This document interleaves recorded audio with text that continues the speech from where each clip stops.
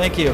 Hello, and thank you all for coming this morning. As many of you know, the City of Saginaw and the Michigan State Housing Development Authority launched the largest residential blight removal campaign in city history on October 14, 2013. Our partners in this landmark effort include the Governor Snyder administration, the U.S. Department of Treasury, the Saginaw County Land Bank Authority, Congressman Dan Kildee, members of the Saginaw County delegation of the Michigan State Legislature, and the Saginaw City Council. Saginaw is one of 5 communities that received federal funding in 2013 as part of the Troubled Asset Relief Program's Hardest Hit Fund. These funds were designed to help homeowners and communities in states hardest hit by the housing crisis. Michigan was the first state in the nation to put its blight, blitz, and foreclosure prevention plans into action. Saginaw received $11.2 million in hardest hit funds. We have used that money to develop an unprecedented blight elimination campaign in our city.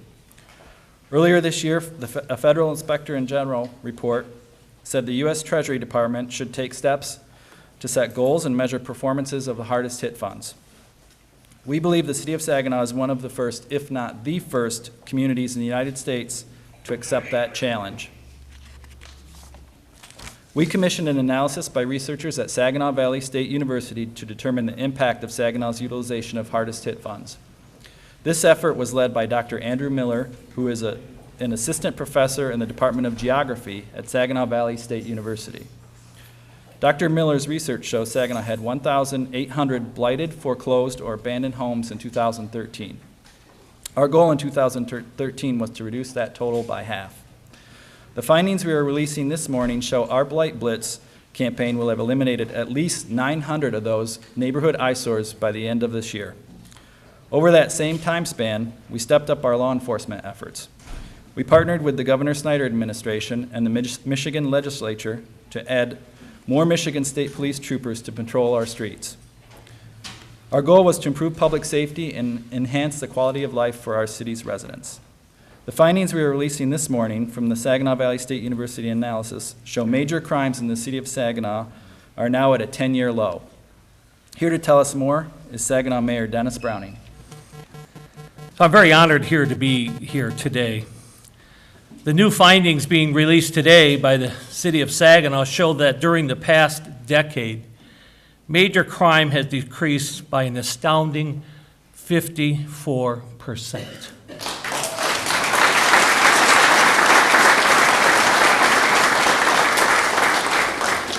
Now, I'm going to add to this because in my career of 32 years with the Saginaw Police Department, we have never accomplished this kind of goal that we've done in the last decade. And the trend for 2015 suggests we could see major crime drop by 31% compared to last year. I want to thank Dr. Miller and his research team at Saginaw Valley State University for compiling this data. This study demonstrates that our blight removal and public safety strategies are working and that we are successfully reinventing Saginaw. To me, the highlights of their analysis are the significant across-the-board decline in 8 major crime categories since 2013. It's no coincidence that reduction in crime have occurred in Saginaw since we kicked off our blight campaign in 2013 and expanded our law enforcement capabilities. For an example, 2013, we had 27 homicides. Last year, we had 13. We had 541 aggravated assaults in 2013. That dropped to 473. The numbers of burglaries in Saginaw totaled 691 in 2013. In 2014, that total declined to 556. Saginaw recorded 93 motor vehicle thefts in 2013. Last year, we recorded 60 motor vehicle thefts. And right now in 2015, we are on pace to see these declines continue in most, if not all, of the major crime categories. These tremendous accomplishments should be a source of pride for everyone in this room and all our citizens. Our city achievements in reducing crime would not be possible without the strong leadership and service of our law enforcement community. I especially want to acknowledge the efforts of Saginaw Police Chief Bob Ruth, Saginaw Fire Chief Chris Van Loo, Michigan State Police Lieutenant Todd Mapes, our Neighborhood Watch Association or Neighborhood Associations members such as Tom Webb, Kathy Wagner, Jose Barajas, Debbie Maconian, Christina Jones, Jan Cook, and Nancy Burdick.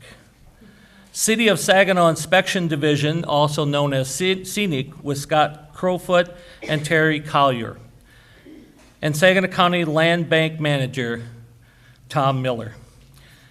It is also clear that reviewing the SVSU analysis that reducing foreclosures and eliminating blight in our neighborhoods go hand in hand with improving public safety. Please join me in welcoming 3 of the leaders who have helped us as we strive to continue Saginaw reinvention. Please welcome up to the front here Saginaw County Treasurer Tim Novak, Mary Townley, Director of Home Ownership Division of the Michigan State Housing Development Authority, and Congressman Dan Kildee.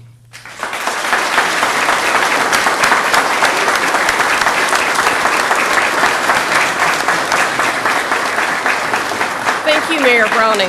On behalf of the Snyder administration and the MISHDA office, I want to congratulate the City of Saginaw for your success. Your innovation and energy in bringing positive change to your community. And as Mayor Browning just mentioned, there is a direct link between foreclosure and blight elimination. That is why MISHDA modified our Step Forward plan back in 2013 to include blight elimination as one of our foreclosure prevention programs. Just as important to removing blight and vacant homes from Saginaw neighborhoods, foreclosure prevention is equally as important to protecting and preserving homeownership across the city.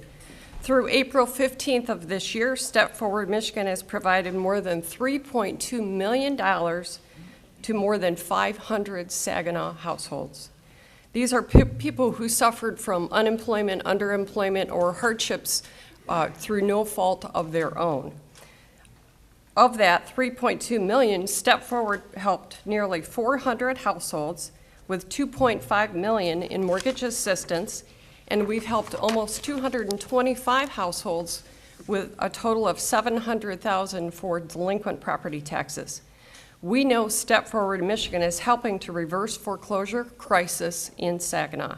For example, foreclosures in the city of Saginaw have decreased nearly half since 2013.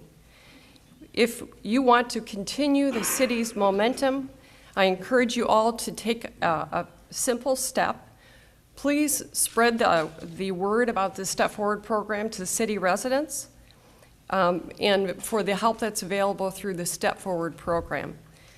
We likely would not be here today without the hard work of Congressman Kildee. He's committed to making Michigan the first state in the nation to launch the blight removal program and foreclosure prevention activities. I'm delighted to welcome Congressman Kildee. Well, thank you very much, and it's really good to be back home.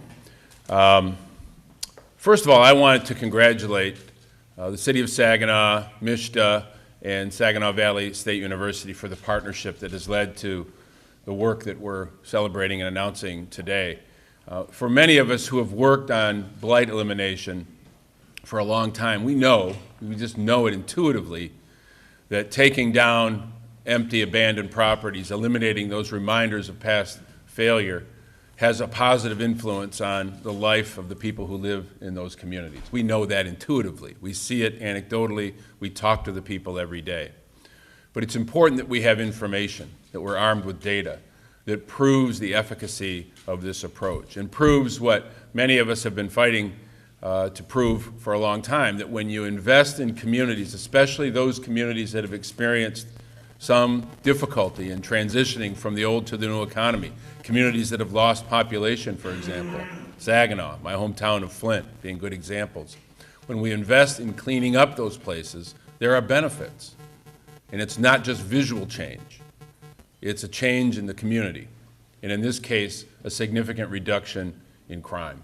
It is directly attributable to many factors, the partnership with the state police presence for sure, others, but also attributable to the elimination of empty and abandoned houses. Some number of years ago, a researcher at Georgia Tech, a guy named Dan Immergluck, with whom many of us worked in this field, produced some research that demonstrated that a 1% increase in abandonment through foreclosure led to a 2.3% increase in violent crime. And that's kind of a sad statistic. What we see today is the other side of that coin, is that when you eliminate abandoned blight, abandoned housing, we can see positive influences on the neighborhood and a positive set of outcomes. It's really important that we think about this in terms of the data, but translate that data to the lives of the people who live in this community.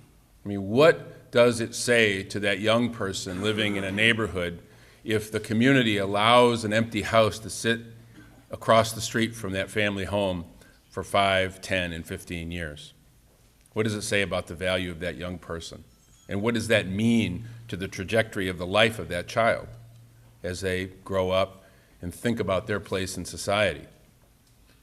Well, we get to look at the other side of that question. What does it mean to that young person when they see a whole range of partners who are willing to come together to clean up that abandonment, to take down that empty house, to invest in the neighborhood that he or she lives in? It changes the life of that individual.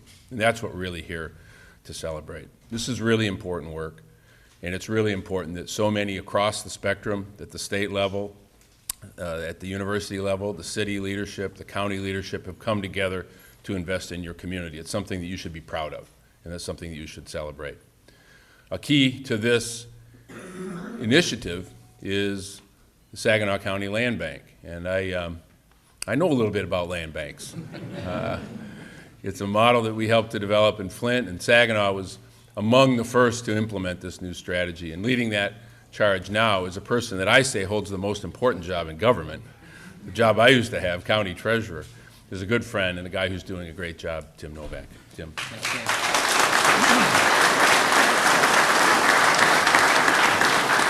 Thank you, Congressman.